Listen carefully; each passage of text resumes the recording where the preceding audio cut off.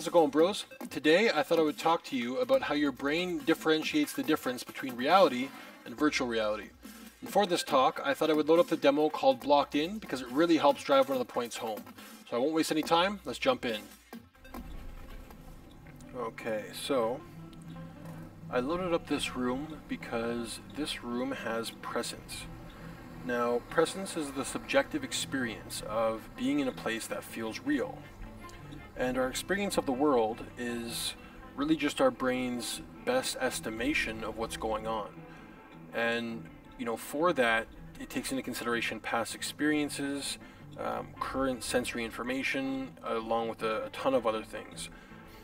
And that's actually why it's really quite easy to trick the brain. And with presence, the brain is constantly making predictions. And the more predictions that are accurate, the more presence you feel. Your brain is constantly filling in the blanks. So I loaded up this room because this environment really has presence. An example of presence would be like Slenderman. The reason I think that game was so successful is you felt a strong presence. Even if people didn't realize consciously that they felt that, they definitely did. And I think that's why the game was successful. I think the fact that in Slenderman he didn't move really helped. If the character moved and there was this automated, robotic movement, it would kill the presence, and the game still might be cool. It would just be more like arcade. But having him not move, you really felt this sense that things were proper.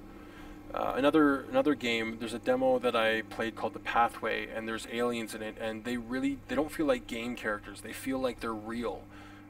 There's definitely presence involved with that. But again, in that demo, the aliens don't move, so there's nothing to break that sense of presence. Now with the presence, you can also feel it in environment. An environment can have a sense of presence, and this one definitely does. It doesn't have to be something that like an environment that could be in reality. In this one, for example, if I look outside, there's Tetris blocks falling and destroying the world, which is definitely something that could never happen in real life. But it doesn't break the presence. That feels like it should be happening. It's really strange. If you've seen the movie City of Ember, this game has a very City of Ember feel. And for example, when I look around, I hear the Tetris music, I see Tetris blocks everywhere. It looks like there's a soldering gun, a Game Boy, there's Tetris playing, there's a TV there with this crazy Tetris blocks being blown apart and going back together, which looks amazing. So when you look outside and see Tetris blocks, it just feels like that's part of this world, and everything seems to line up the way it should. It gets me really excited because if you do a job for a living that can be done on a computer, like say you're a writer or a programmer, or you edit you audio music, anything where you have a program on a computer, you could incorporate that program into an environment with the Oculus Rift. So in front of me here, it looks like there's a computer right here. You could have a keyboard in front of you, and when you type, you see what you're typing on the computer in-game. And that way you could be in whatever environment brings out whatever it is you want to be brought out.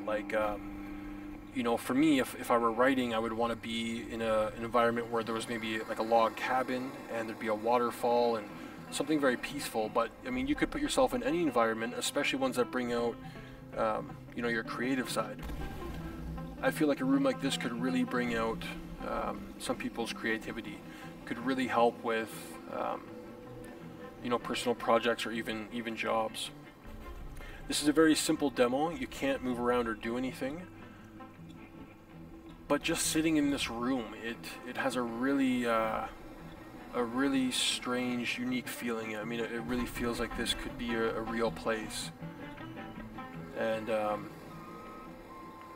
it's hard to explain if you haven't experienced it. But if you know what I'm talking about with the presence, that's exactly how you feel when you're in here. Which is why I love the Oculus Rift so much.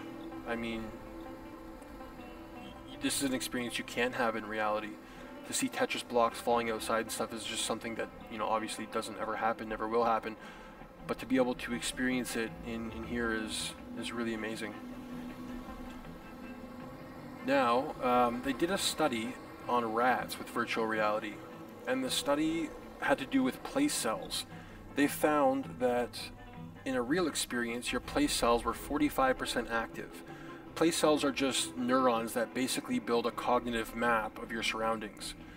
And when they use things like the Oculus Rift, the place cells were 20% active, so a little bit less than half.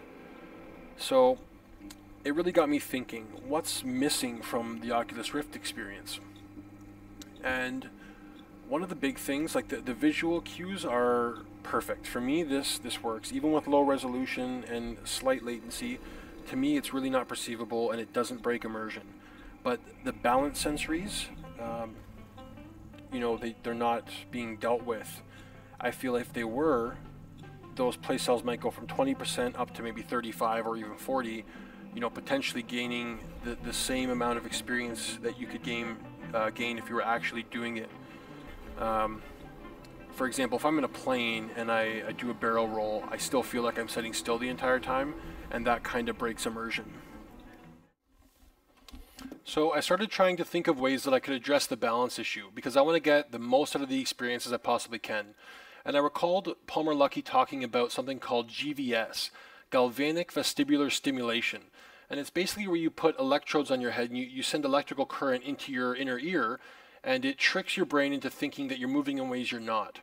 So, for example, if you're playing a flight sim and you were to turn the joystick, it would feel like you're actually moving. Your vestibular system is what controls your balance. So with the electrical signals, you can actually make your brain feel like you're moving. So it turns out that the hardware to do this was fairly cheap. You need, I mean, obviously batteries are safer. You need about $20 worth of material, but I still wasn't feeling safe, you know, basically zapping my brain. So I ended up messaging Palmer on Facebook. I got some more information about it, and I emailed some of the top guys that are currently working on this. And once I get some safety confirmation from some of them, I'm definitely going to try it out.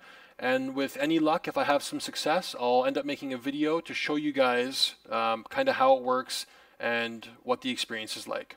Anyway, hope you bros have enjoyed this video, and like always, until next time, cheers.